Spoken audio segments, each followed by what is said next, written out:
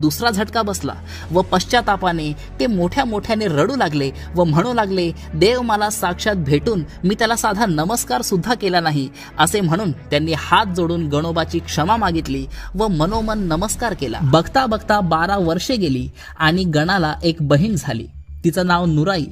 त्यावेळी गणोबा म्हणाले, देवीची झाली दया, माया दिली ही खेळाया, आता सोडा आमची माया, नुराई सदा सांभाळा।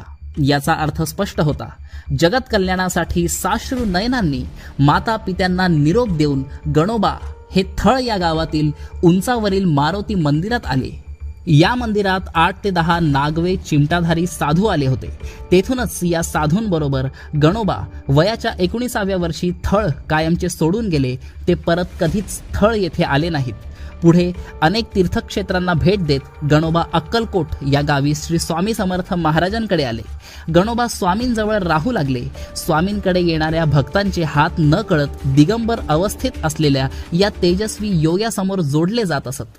काही काळानंतर स्वामींनी गणोबास नाशिकला देव मामलेदार यांच्याकडे, तेथून तू अकोटला नरसिंग महाराजांकडे जाऊन मग शेगावला जा, ती तुझी कर्मभूमी आहे असे सांगितले। स्वामी समर्थ महाराजांची ही आज्ञा शिरोधार्य मानून गणोबा नाशिकमध्ये देव मामलेदारांकडे आले। एक दिवस या दोघांमध्ये अध्यात्मावर चर्चा सुरू असताना एका दृष्ट यवनाने प्रसाद म्हणून मांसाचे तुकडे एका भांड्यात झाकून आणून दिले।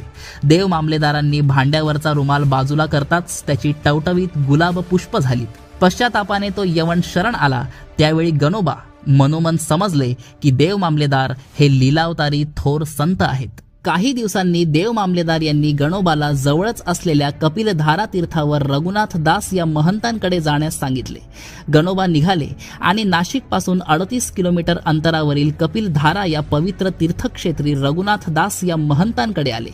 कपिल मुनींच्या काळापासून या ठिकाणी पाण्याची सतत धार वाहते, यावरून या पवित्र धारेला कपिलधारा हे नाव पडले। पुराण काळापासून कावनाई या गावाची मोठी महती आहे। या स्थानावर प्रभू रामचंद्र, सीता, लक्ष्मण तसेच निवृत्ती, ज्ञानदेव, सोपान, मुक्ताबाई, समर्थ रामदास स्वामींसारख्या संतांचीही पावलं वळली आहेत। आणि अशा पवित्र स्थळी रघुनाथ दासांनी गणोबाकडून 12 वर्षे तपश्चर्या करून घेतली, याचा उल्लेख येथील संगमरवरी दगडावर उत्कीर्ण करून ठेवला आहे। रघुनाथदास महंतांनी संत गणोबाला आशीर्वाद दिला आणि गणोबा रघुनाथदास महंतांच्या आज्ञेनुसार नाशिकला आले आणि पंचवटीतल्या काळ्या रामाचं दर्शन घेऊन गोपालदास महाराजांच्या जवळ वटवृक्षाखाली राहू लागले।